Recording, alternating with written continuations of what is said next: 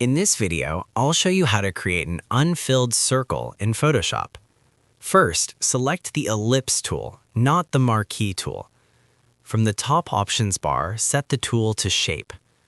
Set Fill to None and turn on Stroke.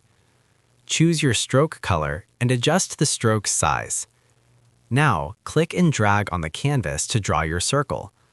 Hold Shift while dragging to keep it perfectly round.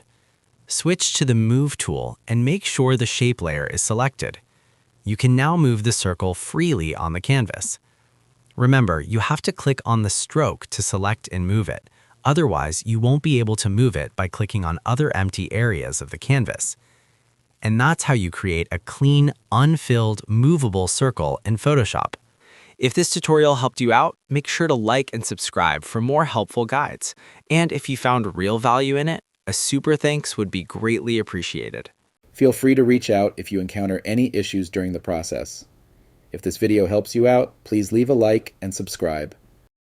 Comment below if you have any questions. If you need further assistance, consider hiring a professional using the link in this video below.